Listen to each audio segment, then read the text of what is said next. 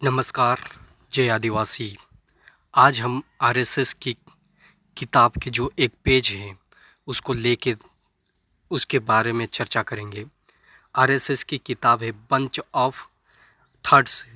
जो आरएसएस की किताब है उसमें जो नियम कायदे हैं, आरएसएस के जो नियम कायदे हैं उसके बारे में हम चर्चा करेंगे।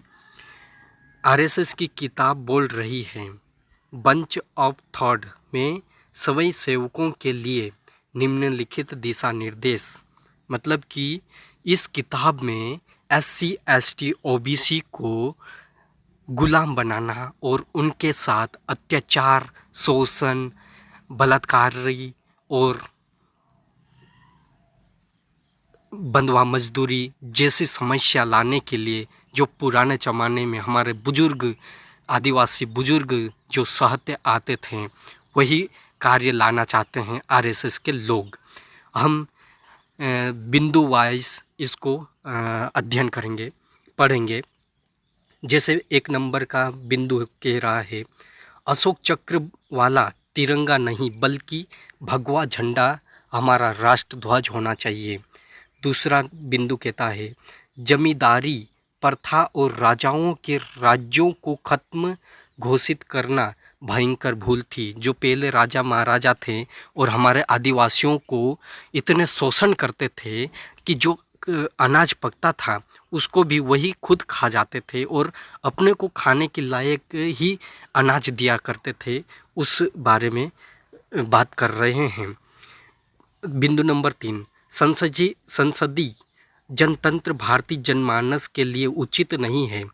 और ऑप्शन नंबर चौथा कहता है समाजवाद एक विदेशी विचारधारा है। बिंदु नंबर 5 भारत का संविधान जहरीला बीज है। यानी कि भारत का संविधान जो SC ST OBC converted minority को अपना हक अधिकार देती है और इस संविधान और इस भारत देश को सही दिशा देने वाले संविधान को यह गलत साबित करते हैं, ऐसा उनका कहना है। बिंदु नंबर 6 है विधानसभाएं और राज्य सरकारें समाप्त घोषित कर देना चाहिए। ऑप्शन नंबर 7 है भारत की सरकार एक तंत्र तानाशाही होना चाहिए। Option number 11 SC ST OBC समाज के खूब पढ़े लिखे और कामयाबी लड़कों से ब्राह्मणों की जो लड़कियों से शादी करना चाहिए ताकि वह दलित लड़के अपने समाज और माँ बाप से दूर रहे।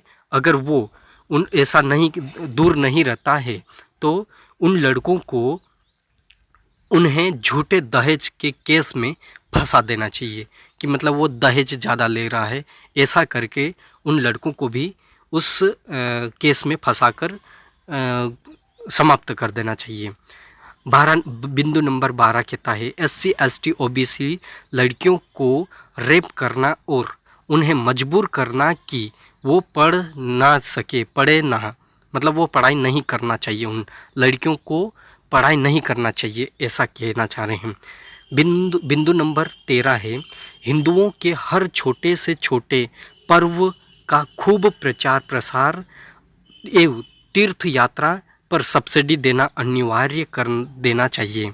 मतलब कि उनके जो भी त्यौहार होते हैं वो छोटे से छोटे त्यौहार के लिए छुट्टियां घोषित करना, उनके लिए यात्राएं देना, ऐसे सब्सिडी देना उनके लिए कर देना चाहिए, ऐसा उनका कहना है। बिंदु नंबर 14 एससी एसटी ओबीसी मोहल्लों बस्तियों में मंदिर बनाना चाहिए ताकि वह अंधविश्वास में घुसा रहे हमेशा। जैसे कि ब्राह्मण लोग कुछ भी भ्रम फैलाते रहे तो उस भ्रम को अब आप मानते रहे, उसकी जो भी बातें हैं वो सच माने, चाहे वो झूठ बोल रहा हो सच बोल रहा हो, उसकी बातों को मंदिरों को मतलब क्यों भगवान को पूजते हैं वो आप उसको जानना नहीं, सिर्फ उस जो कैसे बोले वो करते जाना। बस आप भगवान क्यों पैदा हुआ, भगवान कई के लिए पैदा हुआ, ऐसे सवाल जवाब नहीं कर सकते हो, ऐसा कहने का मतलब है। बिंदु नंबर 15 आरक्षण विरोधी प्रचार करना चाहिए। मतलब कि जो ब्राह्मणवादी सरकार है वो ब्राह्मण लोग आरक्षण का विरोध करना चाहिए, क्योंकि आप जानते भी हैं आजकल बहुत सारे हैं SC ST OBC के आरक्षण की बात आती है तो ब्राह्मण लोग ही आरक्षण का विरोध करते हैं, ना कि हिंदू मुस्लिम। मुस्लिम है, क्रिश्चियन है, जैन है, बौद्ध है और सिख है, पारसी है, ये बहुत सारे धर्म है, ये विरोध नहीं करते हैं, ब्राह्मण लोग ही विरोध करते हैं।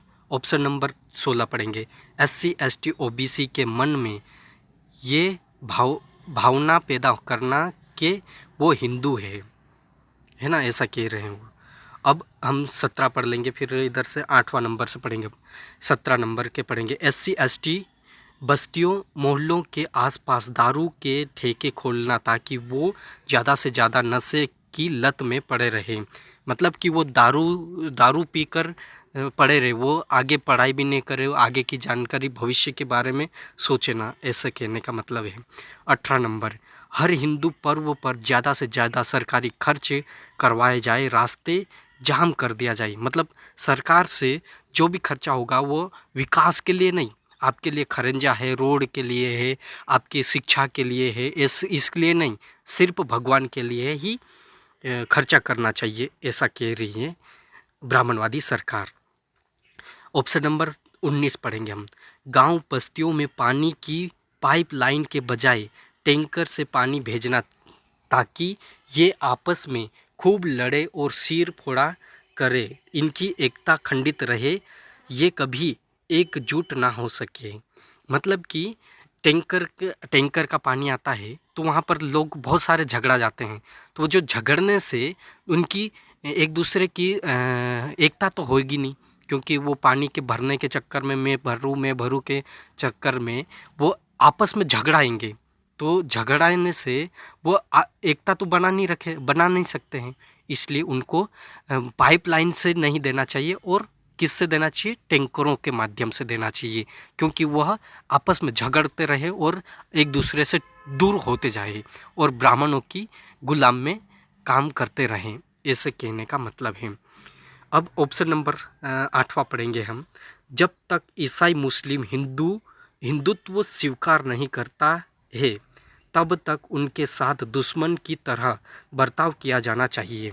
मतलब कि हिंदू मुस्लिम जो हिंदू और ईसाई लोग हैं, हिंदू घोषित नहीं होते हैं, हिंदू स्वीकार नहीं करते हैं, तब तक उनके साथ जो भी है, देशद्रोही है, अलगावादी है, नक्सलवादी है, बहुत सारे आरोप लगाकर उनको मार दिया जाता है। इकट्ठे मतलब कोई जगह इकट्ठे होते हैं तो इकट्ठे भी मार दिया करते हैं ब्राह्मणवादी सरकार, ऐसे साजिश रच कर।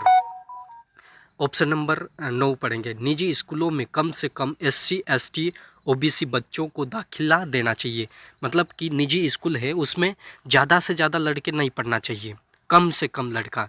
अगर शिक्षा हासिल कर लिए, तो जैसे मैं आज शिक्षा हासिल कर ली है तो ये बुकें पढ़ के आपको बता रहा हूँ, तो ऐसे मतलब उनकी बातों को, उनकी पोल खोल दे तो उनकी पोल ना खोले, इसलिए उनको ज़्यादा शिक्षा नहीं देना चाहिए।